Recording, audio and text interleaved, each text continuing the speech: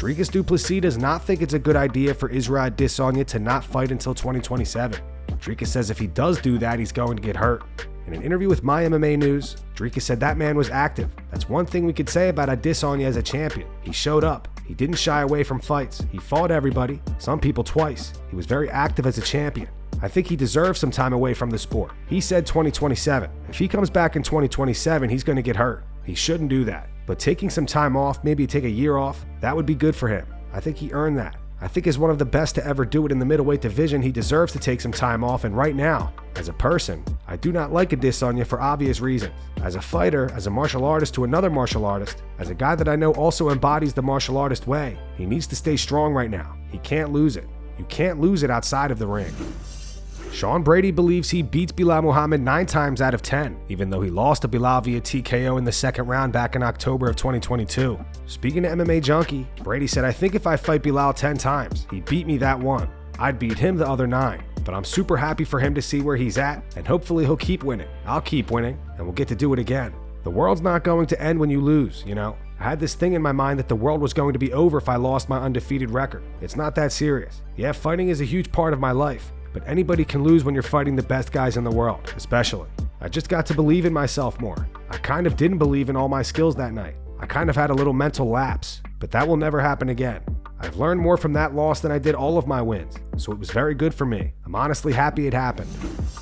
Sean O'Malley and Tim Welch give their takes on Tony Ferguson training with David Goggins. They believe it could potentially help Tony's mindset after suffering 6 losses straight, but they also worry about Tony overtraining at 38 years old. I don't know if that kind of training is going to help you in a fight.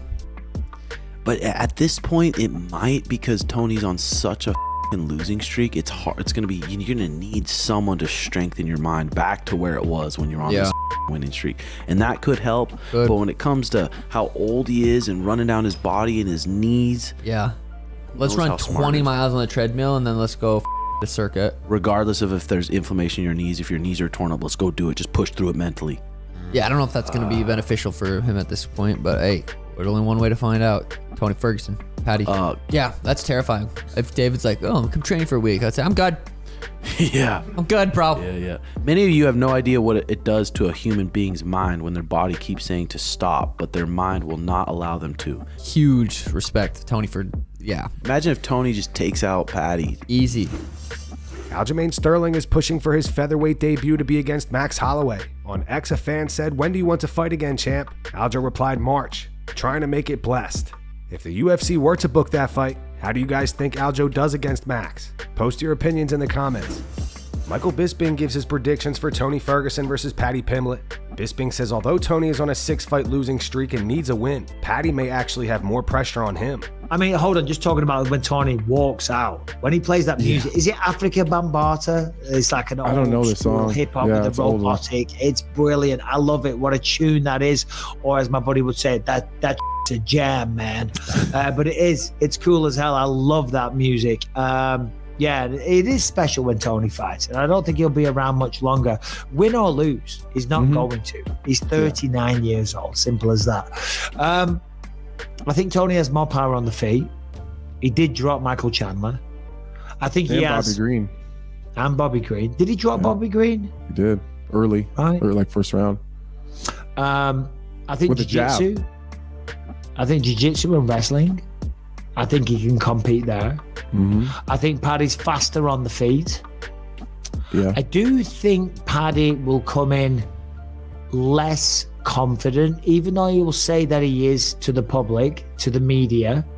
I do think after being pushed to his limits and getting the backlash from the public and the fan base against Jared Gordon, I do think that might affect him a little bit.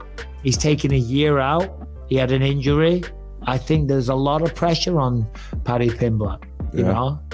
I think there's a lot of pressure. There's probably more, well, they're both under pressure, but maybe more pressure on Paddy because, you know, and listen, he's a great promoter and he took the world by storm. He said, I was going to be the cash cow, and he was like super popular instantly, got this huge deal with Barstool Sports, taking guys out, and then the Jared Gordon fight happens. It wasn't his fault. He got the decision, could have handled it a little bit better, but We're not perfect. But I think he's in a tough spot because he needs to come out. And the reality is he needs to blow Tony out of the water. And certainly now with guys like Tom and some of these new people that are coming through, your Hamzats, you know, and all these big stars to stand out now. He needs to stand out against Tony, and I don't think that's possible. SteveWillDoIt won $500,000 at the casino and gave it to Dana White. So I'm here at Red Rock right now. 2:30 in the morning or whatever. Formula One just ended. I'm here with Taylor Lewan from Bussin' with the Boys on Barstool, and SteveWillDoIt from the Nelk Boys. These two just won $500,000.